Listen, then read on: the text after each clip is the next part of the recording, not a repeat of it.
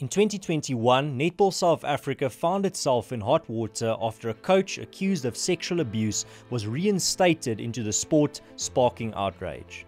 In a statement, NSA defended the organization's president, Cecilia Molokwane, against claims relating to reparation payments.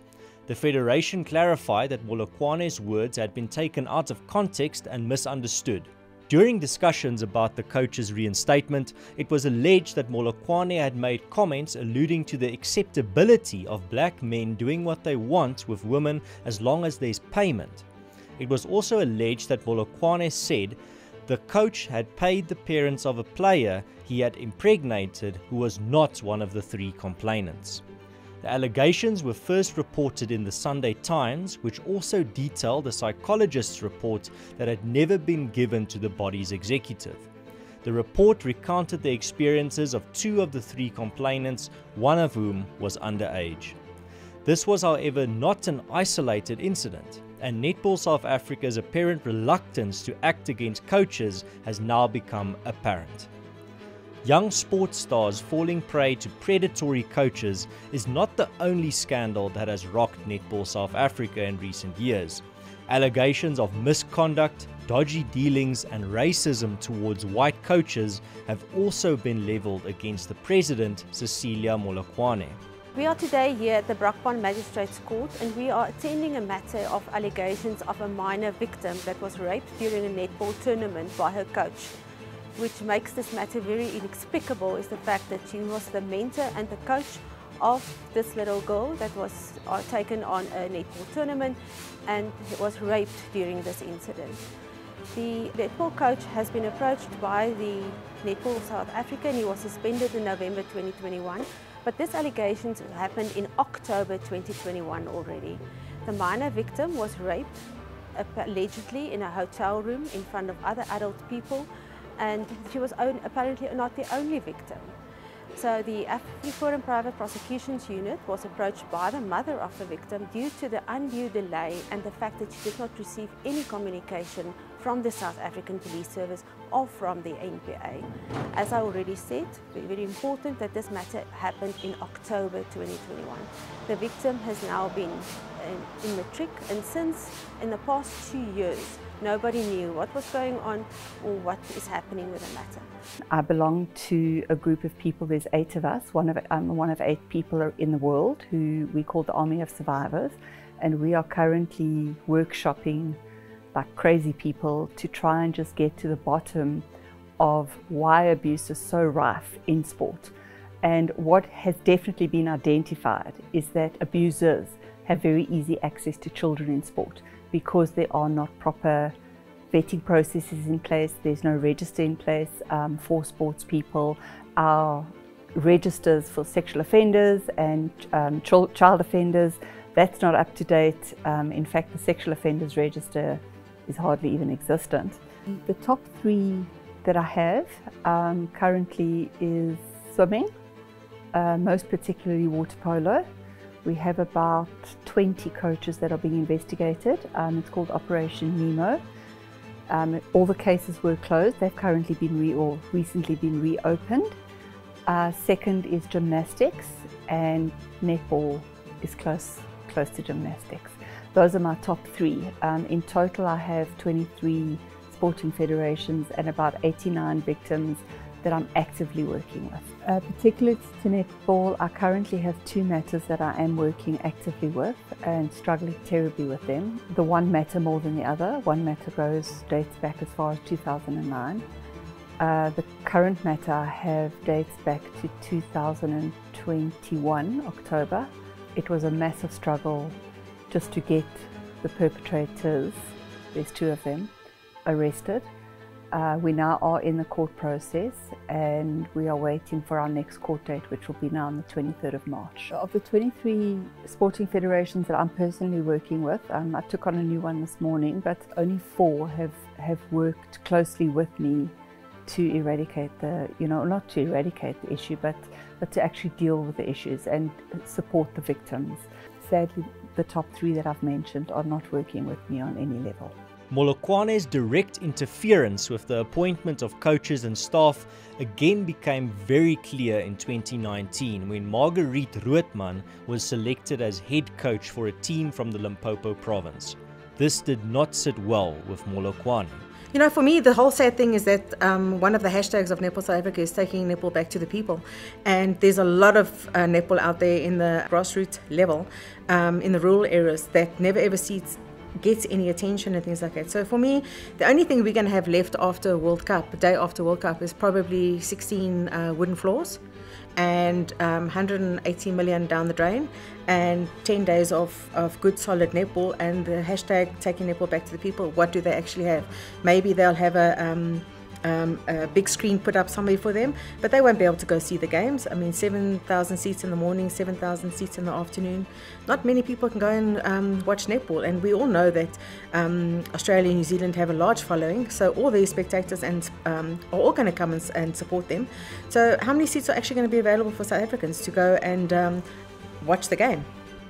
And the fan parks, a fan park is a fan park. It's not physically going to go and watch the game. You could sit at home and watch it on TV. Cecilia she's a very vibrant type of person. She likes to be the center of attraction. And basically, if you are in her camp, all is well. But if you're not, you get to see the other side of Cecilia Molokwane. She calls herself the chosen one. I want to rename her the untouchable one, because things are happening, everything gets swept under the carpet, and she's still cruising. So yeah, so Christine du Preez has renamed her the untouchable. We've got all the directors in their portfolios, but it's not really their portfolios. No selection goes untouched by Cecilia. If she's not happy about what the self-set targets are within the netball, she will say. She does interfere within the selection process. She would phone the coaches very quickly to tell them not going with the 8-4, which is 8 whites and 4 non-white, and insist that they kick one of the white players out and bring in an additional player of colour. Very clever in how she does it. It's never really normally in writing. It's always a quick phone call giving you the command, and that's it. Goodbye, and she puts the phone down. So there's no real paper trail on that. Roodman instituted legal proceedings against Molokwane, but soon received threats about her future as a coach. So literally as I stopped, I got a call from Annelien saying that I must please go home because Cecilia doesn't want a white coach for the Baobabs, and that she wants a black coach. So then after that, I had some conversations with Cecilia over the phone. And I also experienced the shouting and screaming because that's what happened to me. And then if you take her on that, she just says that that's the way that she talks. But it's definitely not the way that she talks when she's on TV or whatever. So it's her way of getting away with the shouting and screaming. What XYZ Kloppers was expected to do was apologize and show remorse for a letter she had written to World Netball, asking for clarification about her responsibilities. This apparently drew the ire of Netball South Africa and Molokwane. I received, on the 25th of September, I received a letter from Blanche Delague, a threatening letter, where I was literally told to withdraw my court case against Cecilia in order to prevent any further barriers in my coaching career within NSA. In 2022 November, World Netball sent me communication to say that because of situations that happened with myself and Netball South Africa, more especially the president, Cecilia Molokwane, that there's things that I didn't resolve, and unfortunately because I was not in good standing, they have to take away my international accreditation. It all went via World Netball, and well, I can't expect World Netball to do all the investigation.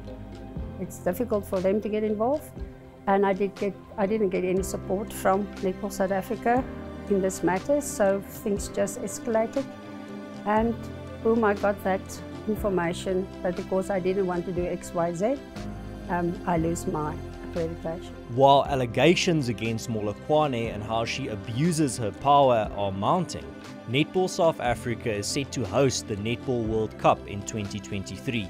While an opportunity like this should generally be welcomed, the question remains as to whether Netball South Africa and its dictatorial leader are not more likely to score their own goal.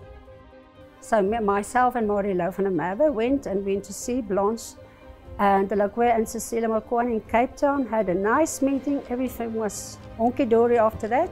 Marilou went to international events, I went to Namibia, we did courses, everything. And suddenly in October, when I got my international invite to do the very prestigious quad series that was now in January, and the Africa qualifiers, suddenly I get a letter from World Netball saying, I'm not in good standing with Netball South Africa. I must say I'm sorry and show remorse. And retract the letter. And I think, but why? The letter was in goodwill, stating that we want to assist them, but Netball South Africa doesn't want to work with us. So I said, I can't say I'm sorry for something I haven't done, but please just give me the reason. So nobody gave me the reason, so time elapsed, and World Netball says, sorry, time is now running out. They can't select me for the events, but because I don't want to say I'm sorry and show remorse, I just have to say that in the letter, then I can still be international, and I didn't do it, so they took away, like publicly in the world, with the email saying Annie's international accreditation is taken. She's no longer that. It's very simple. AfriForum is an organization focused on uplifting, empowering, and ensuring the safety of communities, especially in South Africa. And sport plays an integral part in this strategy of the organization. Sport has the ability to unite communities and to make differences between communities null and void. We've seen this as an example many times with regards to the Rugby World Cup, for instance. When the Springboks plays in a final and win the World Cup, everyone forgets about what's going on in this country with regards to the issues that we're facing on a regular basis, and rejoices with regards to the joy that this sport has brought the nation.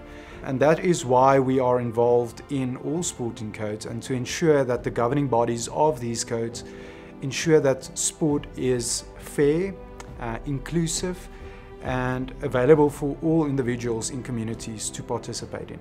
So for us to get involved in this is actually not an easy decision to make, because we need to understand that we want to uplift the sport together with each and every other South African that has a passion for sport in South Africa, and that's the majority of South Africans. But when administrators and management of sporting governing bodies decide that individual power and gain is more important than the impact that sport could have on the lives of individuals, especially on ground level, when we speak about children and the development, that the role that sport should play in the development of children, it touches to the core of what AfriForum wants to do. So a number of individuals have approached us and asked for us to intervene in specifically Netball South Africa with regards to how individuals have used their positions in power for individual growth, and this has led to the detriment of so many individuals that has poured so much into the sport in South Africa, that's come with the sport for the past 10 to 15 years and are now taking out of these positions for political gain or individual gain. And this has a severe impact on the sport. Now, we all know that the Netball World Cup is around the corner, and the hashtag of this World Cup is taking netball back to the people. But we believe that it's very important for the people to understand what is actually happening in Netball South Africa on an administrative level, so that they can understand that there's a much larger problem going on in netball in South Africa, but also in sport on federation level. Now, SASCOC is the governing body of most sports in South Africa, and the information that has been communicated throughout this documentary has been shared with us to enlighten the public and our communities about what's truly going on administrative level and what the impact of these actions are on the sport on ground level.